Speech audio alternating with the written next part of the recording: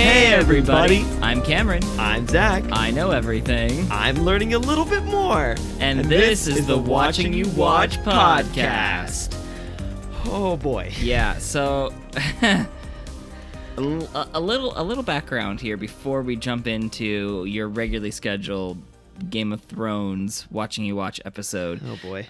So way back when we did season 2, like the ending of that was so epic, was so cool. We got to see the Battle of King's Landing, and like Zach literally just could not stop himself, and so like we needed to watch more, and so I agreed. I said this is a great idea, and so we recorded the first 2 episodes. We did them all at once? Yeah, we did that in one sitting. My gosh, I don't even remember. Yeah, we did that so we watched the first 2 episodes of season 3 and did our podcast of them, immediately after.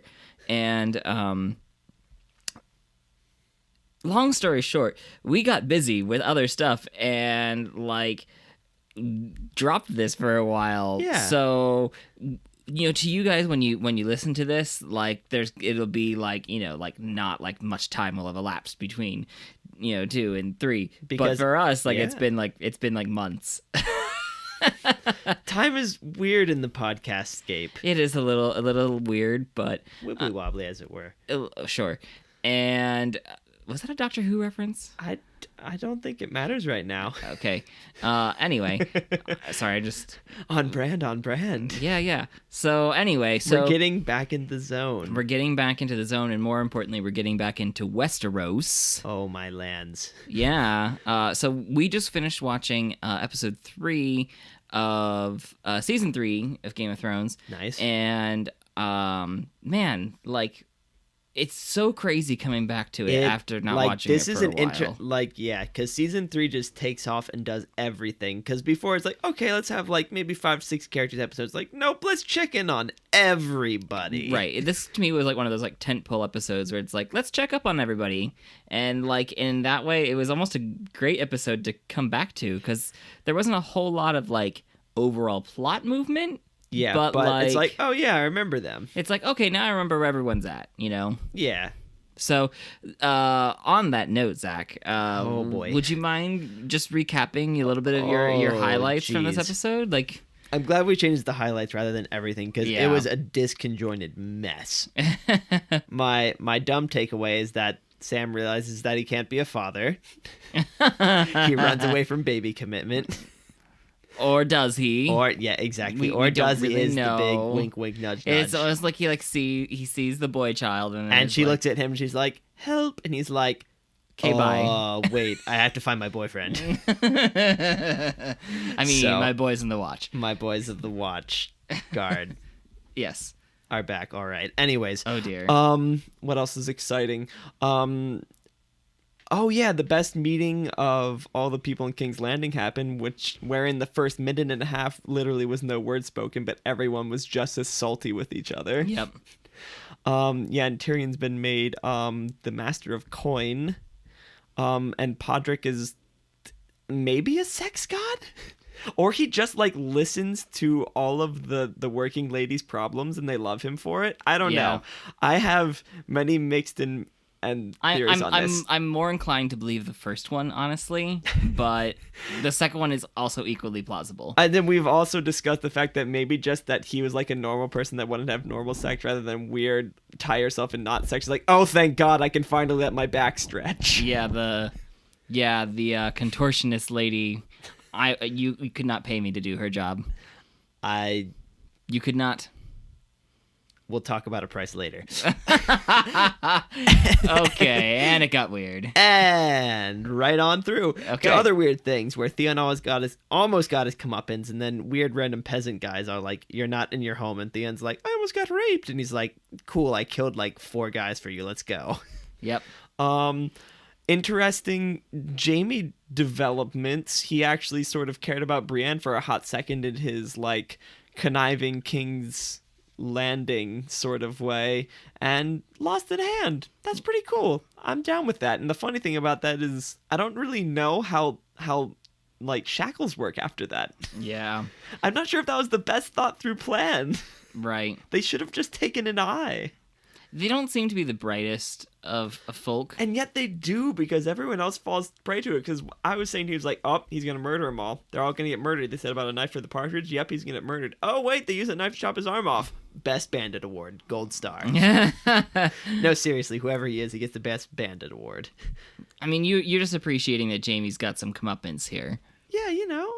After and all, it's funny all the because crap he that he's really pulled. does like cut right through it, like with this very short interaction with him where he hides behind his father and is like fixated on his father and has all these daddy issues. He's like, well, you could have resolved them earlier, or you're gonna lose a hand. So that is the takeaway message, viewers. Either get a hold of your daddy issues, or you're gonna lose your probably dominant hand. Right. Well, let's jump back into kind of recapping and unpacking the episode a little bit. There's still so much. Yeah. Daenerys buys armies with dragons, and she's gonna murder the frick out of somebody. We're gonna get there, okay? Oh, she is. We're gonna get there. She had the murder face. But, she has a set murder face. But while we're talking about war and murder, we start this episode with seeing Camp Robb, basically, the Camp Stark. So they go to Fishland, and we see a lot of what's going on with like River Run, and there's a funeral for Catelyn's dad, and we see some of the internal politics of Robb's war camp a little bit. There's only one competent person per each location in the entire world, apparently. So just from all that you saw, like, what is your sense of Robb's war effort right now? Like, how's it going? Like, he is a good leader, and it's funny because now you see this compared to other people who do stupid things, like his cousin who's like, we had to take this position, and he's like, if you had brought them into our territory, we could have murdered them. I got the stone mill, you lost 208 men. And he's like, did you done goof? He's like, yeah, I done goofed. Yeah, right. And meanwhile, his uncle, who's the competent one, snickers in the background, like, what an idiot. And yet, you know, we also have the interesting development with them capturing, like, the Lannisters, but then they're like, oh, look, like, we captured these Lannisters. It's like, they are, like, you know, like, what, great-grandsons of somebody's Tywin's brother or something like that. So it's like, yeah, okay, not terribly important in the grand scheme of things. So you're not going to bargain them for, like, Sansa. Right. And, well, they still think it's Sansa, and Arya. But you know, little do they know that nothing is as it seems. Right. But overall, would you say his war effort's going well, not so well? The thing with it is he's doing okay, but I really do think there is a lot of truth in what people are saying, and a lot of people sort of understand, wherein the amount of gold and sheer manpower makes it not great. Like, while Jamie is an a-hole, he made an excellent point when he said, it's like, you know, whose side do you want to be on? The side that, like, dies admirably fighting for a losing cause, or the other way around? It's hard to tell, because once again, we haven't gotten any more true war facts, but I feel it's very even. But if the fight gets drawn up for a long amount of time, it probably will go in the Lannisters' favor, unless things fall through with their, like, bank. Which honestly could win it for the Starks. Which is funny because Tyrion is once again somehow in control of these pivotal things. We're introduced to this problem in this episode where Tyrion becomes master of coin. Yeah, he's like a plot hinge. It's like and then at the same time we find out like the only way like the Crown's been paying for everything that they've been paying for is by borrowing from the Lannisters. So it's just like, okay, like free money, basically. And at this free point. money doesn't exist. And free money doesn't destroy exist. the economy. Thanks, Lannisters. Yeah. So thanks. I mean, like it's like an interesting like side bit of this, but they basically are running like the Westerosi Ponzi scheme. Well, exactly. So like, we're Lannisters, we can make good on this. And like, okay. Like they're doing like the whole like the print the money, you know, Yeah. the Federal Reserve thing. Except I guess you would call it the Westerosi Reserve. For going to like smelt what the heck? gold. Like what do they do? They just put around like copper coins. I don't know what they do to make like their currency better. I don't know. Yeah. I mean, that's a definitely thing that happened with paper currency. That's true. You see that in and our yet history. somehow they're doing that in their world because they're ridiculous, and I hate them. Right. Well, let's move on a bit here. I want to focus a little more on our Stark camp a little bit, but shift gears to Arya. Arya is traveling with the Brotherhood without banners now. But the men in tights. Yeah, the men in tights. Dear gosh. Okay. Anyway, but we do get a not tearful but totally resolute goodbye with Hot Pie. He fulfills the honor of his name and makes the most delicious sweets. He makes a wolf treat for Arya to feast upon and gain power. I love how Arya looks at it and she's like, what is this? And it's not until Gendry is like, it's a wolf, and then she's like, oh yeah, I guess it is. And you know what? Did he ever find out she was a girl? I don't think he ever did. I think he did, but he still called her Ari, her boy name. Yeah, exactly, her boy name. So, I honestly don't think he ever figured it out. He's just a little dense, I think, in more ways than one. Yeah. My question, though, is, so we leave Hot Pie at this inn, baking bread. He's going to die off screen. Well... Okay, let's think optimistically. What in your headcanon is Hot Pie doing now? He's basically going to be the star of his own food anime. Oh my gosh. And people's armor's going to suddenly start coming off as they eat his orgasmically good food. I regret asking this question already. You should. No. I honestly just think the reason they really honestly bow out of it, because Hot Pie is such a normal, actual good standard of what a common person is, that's what he's going to do. He's probably just going to find some girl, or he's just going to eventually grow up and run the inn and just live this relatively normal life, unless the Dothraki raise it. Yeah. And he'll always remember that moment that he met I imagine royal person. Yes, on his deathbed he's like, oh my god, I knew her. Traveled with Arya Stark of Winterfell. Yeah, and everyone's like, you're crazy, Grandpa. You're crazy, Grandpa Pie Pie. Grandpa Pie Pie. Yeah. Oh dear. Yeah. That is exactly how that'll go down. That's great. That gives me a little bit of hope. Or he just dies terribly off screen, because I don't even want you to tell me the part of the world where he got left in, because as soon as I hear something warlike happens there, I know he's dead. It's just guaranteed. And yet we'll always have the wolf bread. Yeah. It's such a sweet moment, and I love how there's no tearful goodbye. There's no hugging. There's just a understanding between all of them. They're probably not going to see each other again, no matter what happens. It's just the way it's gotta be. And they all part ways. It's a really sweet moment for an arc. For Arya, at least, it's been kind of dark up to this point. Yeah, because she has not left anyone. I mean, far. Her dad died. She traveled with a bunch of criminals, and then ended up in Murder Castle for a while. Yeah, with Tywin, and escaped from that only to end up with the weird, slightly sinister, a lot darker Robin Hoods. Yeah, so everyone's destroying the town. We want to keep some level of order, but we are definitely not good people. Right, but Hot Pie was always the glimmer of happiness and all of that. So just due to his sheer idiocy and right. I guess it's more naivety than idiocy, but also that. Right. Well, okay, let's shift gears back to another Stark, I guess, but we're going to move north of the wall to Jon Snow. Oh boy. Who is traveling with the wildlings up there, and a lot of weird stuff's going on up there. They're warging out. They're scouting things, oh, look at all these dead crows, and they get there and it's just this freaking crop circle of horses, and where are they? And it's they were here, and it's well, people are turning into White Walkers a lot quicker than is good. Do you have any theories as to the significance of the horse head spiral that we find there? I don't know. I don't want to say magic circle, because it doesn't seem as if it needs that for someone to be White Walker, but it's just not good, because I don't know. Okay, I'm still really having a hard time justifying it's big old creepy prune waste walker man is hey, attack the wall, and they're oh my god, the wall, and then all of a sudden we're in deep north territory, and no one even bothers to say about why there are so many White Walkers attacking the wall.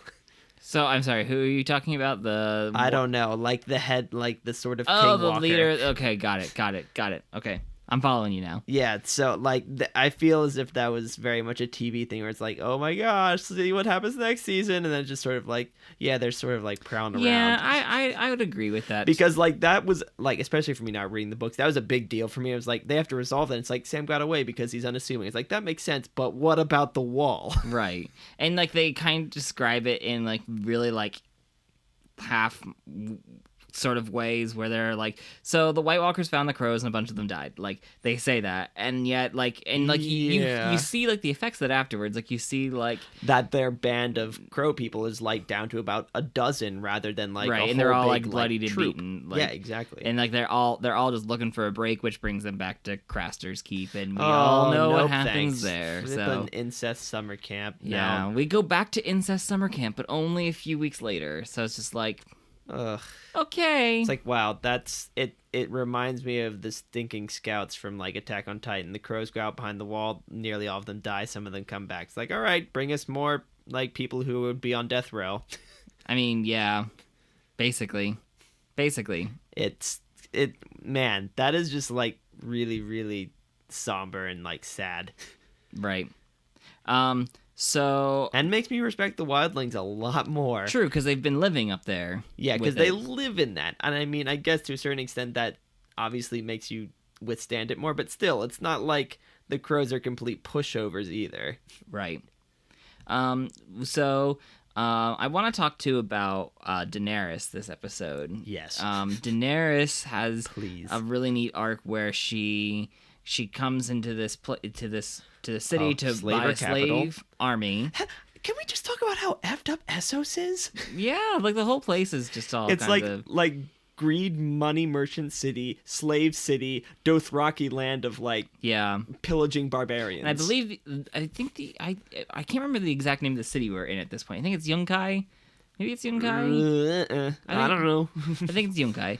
I could be wrong about that. But anyway, we're here and she's bartering for a slave army. The guy that she's trying to buy like an army from is like a complete jerkwad. Oh, and yeah, the whole translation thing. Right. So there's that going on, and then she gets rescued by Barristan Selmy, who was ejected from King's Landing way back at the end of season 1.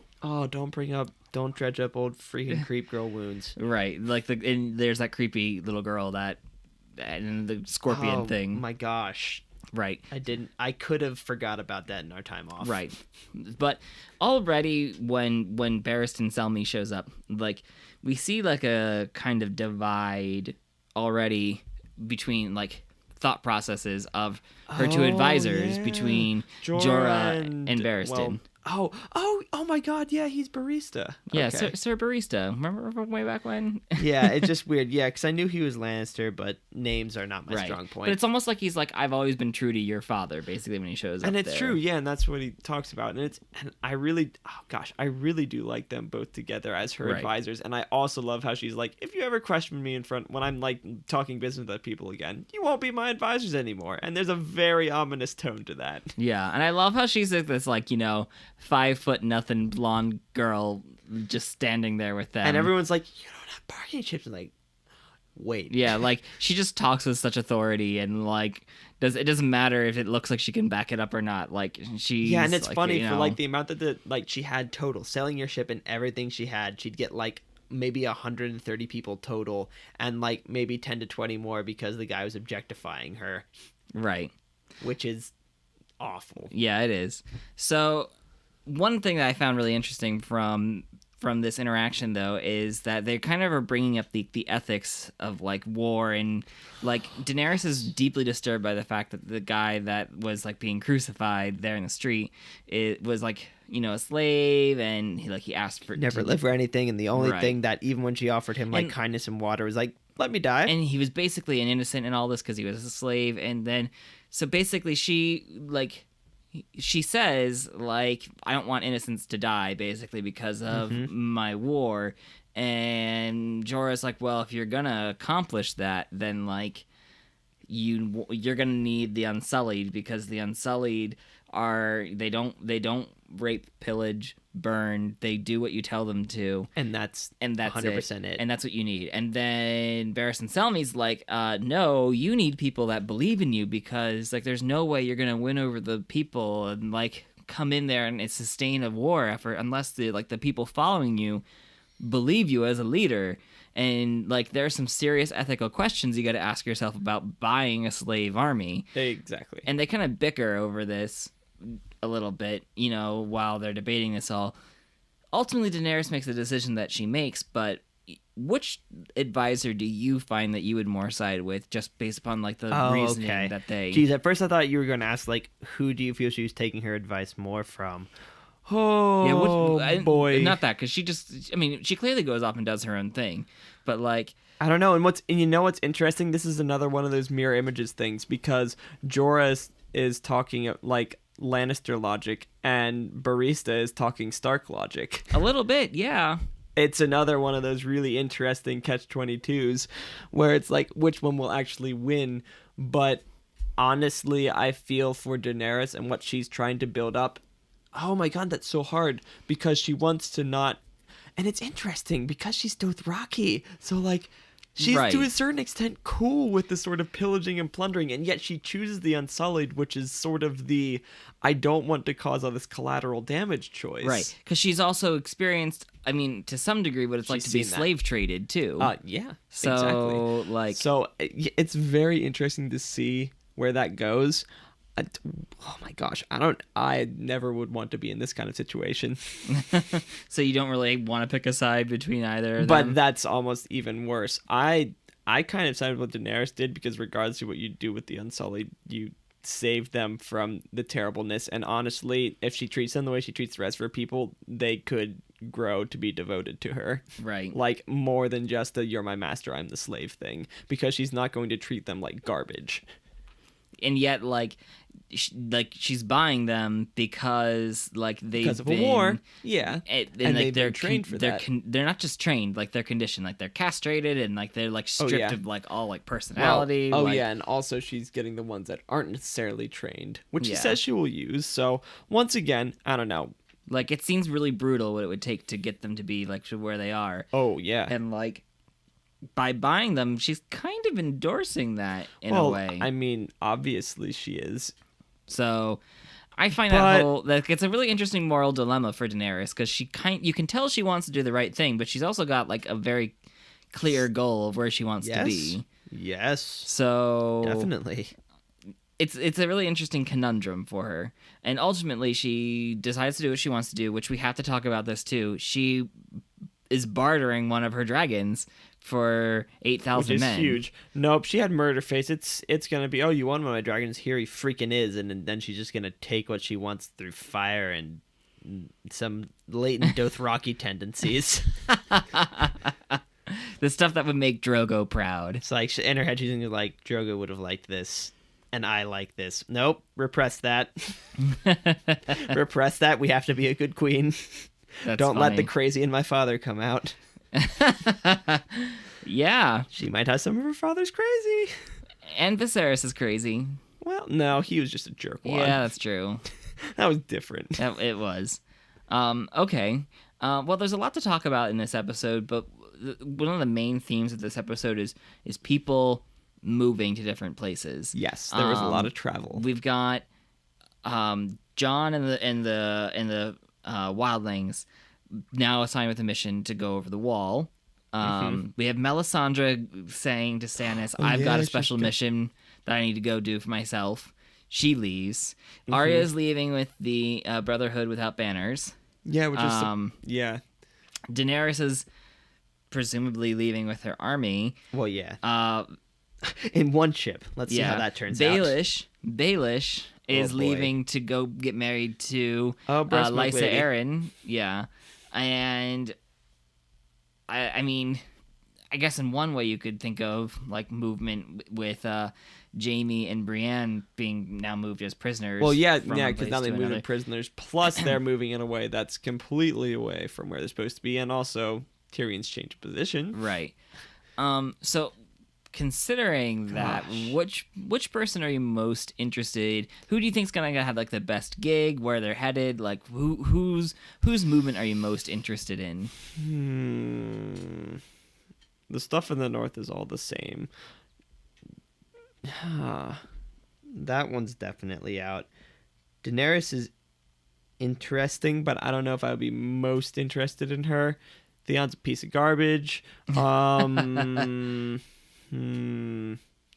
actually a little bit more interested to see what Arya is going to do, because she's coming across some interesting things, because she's someone who very much doesn't compromise, and being with this group of like weird justice bandit vigilantes gonna pose some quandaries to her. I'm also wondering if she's going to see more combat, which is kind of scary. Or if she's going to straight up murder the Hound. Oh, yeah, there's that. Or, yeah, just that whole thing. Like, their whole thing, like, the thing between the Hound and the Starks is just interesting to me all the time. So we're most interested to see where Arya's going. Kind of. Like, that group is interesting. Besides the obvious, like, Brienne and Jaime, because that's just real. That was off the rails from the get-go, because, like, you know, Catelyn completely just, like, was like, do jump this the thing. gun, like, do that's it. Yeah. 100% not what we should be doing, and not on any grounds a good idea, which is so, like, close to being out of character. And now you got this, like, her. weird kind of, like, odd couple thing going on between Brienne and Jaime, as they are now, you know, being they were traveling. They had that going on before they were traveling, as they were traveling, and now like they have that interesting conversation where like Jaime is like, "Do you know what we are worth as ransoms?" Yeah, which is interesting, and that's what interests me the most about the bandit, because he stopped for her, and yet he chopped Jaime's hand off when I could set you up for life because of my dad, and I don't know like what triggered him more. But even before that, there was that whole dialogue between Brienne and Jaime where he's saying like, so they're gonna rape you, and you should probably just lie back and take it because you're not gonna survive it any other way. Oh my gosh! And like, she's like, no, like I'm not gonna do it. I'm gonna fight. She does. So like, I find that whole interaction with him, and then she goes on to ask him like, if you were a woman, what would you do? And he's like, if I was a woman, I'd ask him to kill me, honestly. And then thank goodness I'm not. And it's like, whoa. Yeah. So it's just like, I don't know. I find that whole interaction with them really fascinating. Just weird. It's weird. It's not like something typical like a Stockholm's. They're just odd. What do you think is causing Jaime to like do what he did in that moment where he sticks up for Brienne. He tells this story about her being the daughter of the Lord of the Sapphire Island, and like and as a way to like protect her like dignity, basically her honor. So it's there's just like a bunch of reasons, and part of it is because Jaime is very much a character that doesn't know what he wants for himself. But I think there's somewhere some small bit of nougaty moral center in him, but it just gets overshadowed by his upbringing. So I feel as if to a certain extent there was some sort of like wheeling and dealing. It's like, this is a better play for our lives. I might be able to get free. I would have Brienne as an ally, which he can obviously tell she is a good warrior. And then there's just this sort of, it's like, he's not getting his way. I want this person to truly be on my side. I want to be the winner and have her be the loser.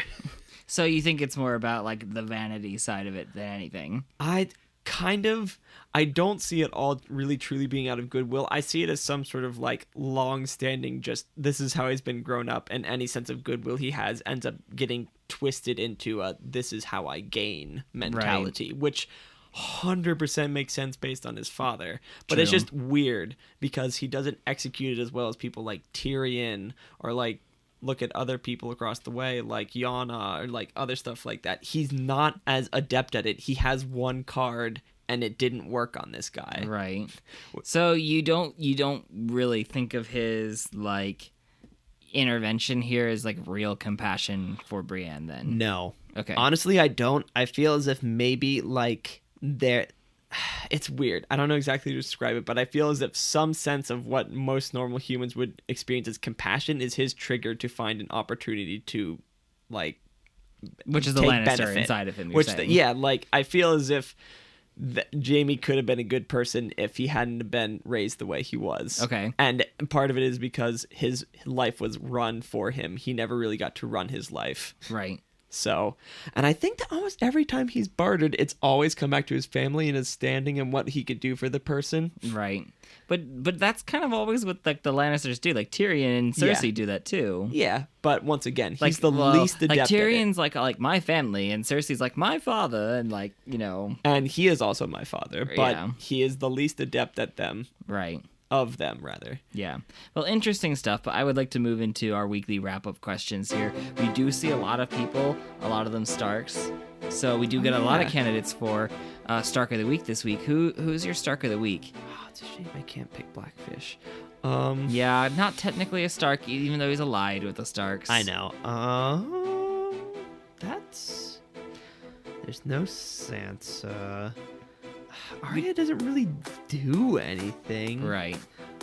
So we got Robb, Jon, Catelyn. Doesn't do anything. I honestly think I'm going to give it to Robb because this is where I thought it sort of shined through for his interaction with his cousin that he can truly be like war-minded and that I don't know, it's weird because before he was having trouble keeping people in line and now like his cousin, you know, like didn't like question him. He like basically got his cousin to admit he was wrong when you can tell he's prideful and definitely somewhat spoiled.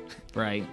I don't know, he's gaining like a kingly air and I really, even though I don't like some of the choices Robb has made, I think I would give Robb Stark of the Week. Right. And it's kind of fascinating that you bring that up too at the same time that like the Blackfish is just like telling Catelyn to be strong for Robb during this time of war too. So it's almost like they have like it's all about like we need the united front, you know. Yes. It's almost like this is the moment where like Catelyn's going through a rough time with the loss of her dad, but it's like Blackfish is kind of subtly telling her like the antics you pulled there with Jaime like are not productive anymore. Yes. Like you gotta be strong, you gotta be united. You have with to Robb. support just Robb. Yeah, or else it's like not gonna work. Yeah, and it's funny because he really truly does kind of like bring that up right as she's talking about her kid, and he's like, nope, you got to stop that. It's not helping. Yep. In a very kind way, a very Right. tactful way. And I feel like it was only someone like Blackfish that could tell her that, because like it was someone she grew up loved with. and trusted. So it's a real. I found that a really interesting. No, I like that, and I dynamic. like him as a character, and he's probably gonna die. And I hate you, Game of Thrones. Moving on. Each week we award somebody with a crown for how well they played the game this episode. So who is it this episode? Who played the game the best? That if you had to award the crown of Podrick. Podrick for The literal game. Just kidding. for being a sex but god. seriously, I feel as if he deserves an honorary mention. if only he could bang everybody into happiness, because If only he could be new Littlefinger. better Littlefinger. Oh dear. Best plan, worst plan. No. This is the crown, not plans. yet. Oh, we're not plans. Yeah. We're crowns. Just how well they played. Just how well they played the game. There's a lot of people who are kind of, always. I mean, people are always gunning for it, and like I think that's all the more evident by that scene, that wordless scene between the small council. Yes. Like people are always playing the game. So Yes.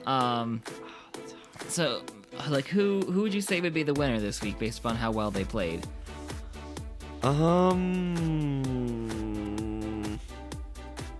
Daenerys, because she really literally made the most forward motion. Okay. She went from an army of nearly nothing to possibly at least 8,000. Yep. Just a couple of Dothraki to 8,000 Unsullied. That's Yeah, pretty, I feel as if she made the biggest literal gain. That's true. And also a very good new advisor, from what we can tell so far. Correct. Yeah. Which he is kinda important. He just showed up last time, and now we actually get to see her interacting with him, and it's like, Yeah. it's And yet like, she doesn't take anything. And the thing with it is, you can tell she probably knows that he's not being kind, not being a great person, but she doesn't care. yeah, like she weighs the advice of Jorah and Barristan, and then does her own thing anyway. Like, Yeah. It's pretty good. Yeah. Which I love, by the way, on the note of her doing her own thing, like, Yes. it's totally her idea to pick up that interpreter lady for herself. Which, once again, I think that may have been what kind of, like, won that for me. Not just the, like, literal numbers thing, but that. Yeah. So, like, the fact that she got... That she can interpreter find out of it. trustworthy and good people to bring into her Right. court, because how many other people in the series can actually do that? Right. How I just many? love that scene where, like, she's talking with Missandei is the interpreter's name, and I love that scene where they're walking away, and Yes. and Missandei says Valar Morghulis, which we all know means all men must die, and then Daenerys is like, yes, but we are not men, and then like Missandei has this And like she just has slight this smile. this very complex, like, quick array of emotions. Right. But you can tell at that point, like, Daenerys had won her over. it's almost like a ooh, this gonna be good. She's type like, yes, thing. I like this deal better. This is much better. Yeah, that's cool. Okay, well, you already brought it up a little bit with the best plan, worst plan. So we also do that every week. We talk about who has the best plan moving forward, who has the worst plan moving forward. Because Game of Thrones is always about plans. People, stating their intentions to go a certain place or do a certain thing. So Yes. and if anything, this episode was like all the more about like declaring all that. What's so. going to happen next? Not necessarily Right. all plans, but like you said, sort of travel and movement of things. Right. So who has the best plan moving forward? Who has the worst plan moving forward? I honestly think Jaime wins worst. Okay. Just because he pulled his card on the exact wrong person, and I don't think he's the kind of person that can recover from that without resorting to violence, which he can't as a prisoner. Right. So now he's in like a really And now bad that he place. lost his hand. Yeah, and if memory serves, I think he's like most people in right-hand dominant, which Right. blows for him. Yeah, all that legendary swordsman stuff is down the toilet. Yeah. Yeah. Now what's he got going for him? So then who has the best plan moving forward? I honestly, it's kind of sort of a weird long con, but I think it is honestly, and more because it gives a character who doesn't have as much power again, Tyrion, looking into finances. He's using his garbage position to truly find leverage on people and possibly find ways to actually save Right. what will probably end up being a failing organization. Right. I find that great about Tyrion. Like, no matter what hand of cards he's dealt, he's going to do his best to help everybody. And once again, and that's the thing, and that's part of the reason why it wins, and he does it consistently, but I think this is another good one again. But what makes it interesting is he really honestly gets a choice to choose who he sides with. Right. Like, this gives him the flexibility to be like, he could screw his dad over if he used this to his advantage. he's basically been dealt a losing hand. Like, he Yeah. looks at the books and then he's just like, well, this sucks. And But it's he's- funny, he even says, like, I'm not good at saving money. And they're like, ha ha ha, take the job. Tyrion is like, They're like, a-holes." we know, that's why we're giving it to you, so you screw up, and then we can say, haha, Tyrion screwed up. like- because it's literally Really? their Like, sport. yeah, that's something they would do. So, 100%. okay, well, each week we also ask you how hopeful you are on a scale of 1 to 10. I mean, besides the dramatic ending of this episode, this isn't like your typical soul-crushing Game of Thrones episode. No. And Theon almost died, so things are going pretty good. He almost got raped, so they should get like a half point just for that. So. Yes. I don't remember what we even were last time. We've gone way past It's that. been such a long time. But the problem with it is I feel as if, especially now that the story is going in such a broad swoop, I need to think about this question in terms of Westeros as a whole. Okay. And I'm honestly going to go in the middle because things are getting real bad up north. And also there is now going to be a power player from the, far east, I suppose, I guess is where they're from. With Daenerys? With Daenerys. Yeah. Yeah. Another person joining the war is not great for Westeros. It's Okay. really not. So, like, you're a straight 5 out of 10 hopeful? I'm a straight 5 out of 10 hopeful. And once again, I'm thinking of overall for characters that are likable and just Westeros as a whole, because another person joining the war is bad. Because right now, that makes it a world war. True. It actually technically qualifies it as a world war. Yeah. I mean, I guess it kind of is because the Pycelles? That would be. Wait, are you talking about? No. Tyrells? Tyrells Yeah. have gotten involved. Okay, I guess it already kind of is because there's like 7 kingdoms, even though there's supposed to be 1. Right. I mean, already in this war, you got the Starks, the Lannisters, and Tyrells as one side. Greyjoys are sort of there, but not really. Well, yeah, but they sacked Winterfell, and but that was a fluke. And they were raiding like coastal villages, but they've before that anyway. Always been doing. Yeah, it's not like war. Well, like they took the fact that like the Starks were weak to start doing it again, basically. Yeah, exactly. So they're officially, I guess, one of them into it, especially since he declared himself as like king of the Iron Islands. Yeah, and there's that. And then you got Daenerys, and then you got what's going on above the wall, and then you got. Like, so yeah, it's a whole big mess. And you got Stannis. I forgot about Stannis. Yeah, which we don't know where that's going, but right. It can't be like, good. Stannis is licking his wounds from his last big loss. And but, like, terrifying, he's still out there. Like, Fire Priest lady has got a plan, and if she has a plan, stuff's going to go wrong. Every time she's made a plan, things have gone horrifically. By the way, I love how ominous that comment is, where he's just like, "Make me another son," and which we know means like, "Make me another demon baby to go kill somebody." And then like she looks at him and she's like, "You're not strong enough." And I'm like, "Okay, what does that even mean? It's like, what's going on?" Like, did she literally sap his life force via sex to make the demon baby? Like, yeah, I don't like. I don't know. There's a lot about her that is terrifying, and he's totally bought into it now. Right. Like, he's all in. Even though he lost the battle, like, he is all in. So yeah, he doesn't want her to go because of possessiveness, but she's able to. The fact that she's actually able to go away from Stannis is actually makes it more terrifying because she broke a man like him. True. Well, not necessarily broke, but like. But she owns him. Yeah. Like, it's to the point now where he's still strong, he still, like, owns his own stuff, but if she says otherwise, he may contest a little bit, but she's gonna get her way. Right. But it's interesting, too, at the same time, like, she still, like, defers to him. Like, she's just like, "You're my lord, like, I'm pledged to serve you, and that's all I'm doing." And it's the more you see it, the more it's in, like, a condescending way. Yeah, I can almost see that. I don't know. It's just weird. It's an honorific. It's not sincere. Right. He's the Lord of Light, but what that actually truly means, only she knows. No one else knows, and he bloats himself up and puffs himself out for it. By the way, by occasion, I love her like deeply suggestive comment about like, "Your fires burn low, my king." After that, and then she just walks off. Yeah, and he's like. Well, darn it. Yeah. Well, dang. Now I gotta go eat ice cream and like look at the gesture shows. I don't know what they do. I don't know whatever he does for entertainment. I don't know. He brings out his big old table and starts pretending to win wars. There's not Netflix and chill in Westeros. No. So.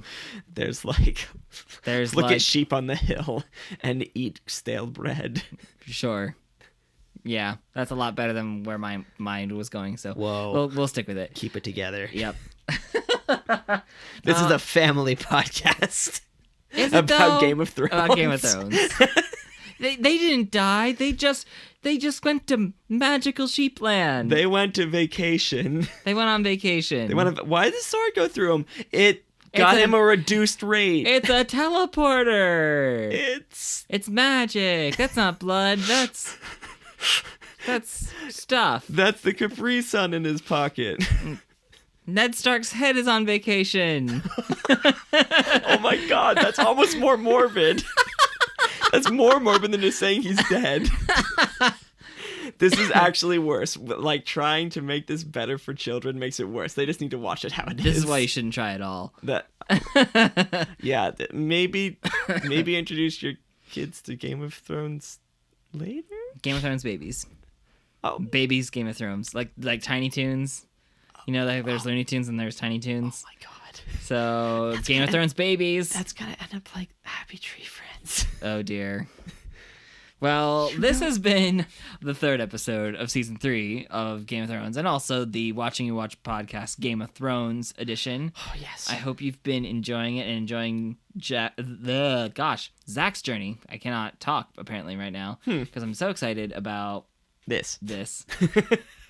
So you don't have to find more words. Yes. So I hope you've been enjoying Zach's journey through all this. If you have any questions for Zach that you'd like to send in the leading fashion that we do, make sure to leave a comment either on the YouTube video for us or send a comment to us on Twitter or our Tumblr. Useful NPCs is how you can connect with us on all of those places, so check us out there.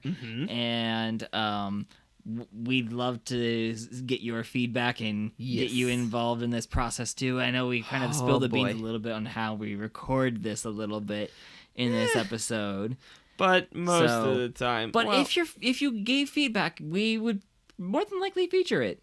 Oh yeah, definitely. And I would always be willing to digress and go back to things because I don't get to just sit down and watch them all at once. I have to ruminate on everything and make like headcanons to cope. Right. So anyway, do that if that's something you want to do, and make sure to like and subscribe to our YouTube channel. It always helps us out if you're watching this on YouTube. So and you know, if you're listening to this on YouTube, you can also find the podcast version of this on iTunes. So yeah, make sure to do all that too. Why? So yeah. But thanks for watching. Zach, do you have any closing thoughts on this episode? Things are going to get real swifty coming up here. Sure, because you know what happens when you get an episode with not a lot of movement in it. Oh, yeah. I know how this works now. Something pretty major is going to happen with at least 2 or 3 characters, which is what kind of terrifies me. Right. Well, we'll have to find out what that is next time. Oh, boy. It's going to be good. Catch you next time. It's not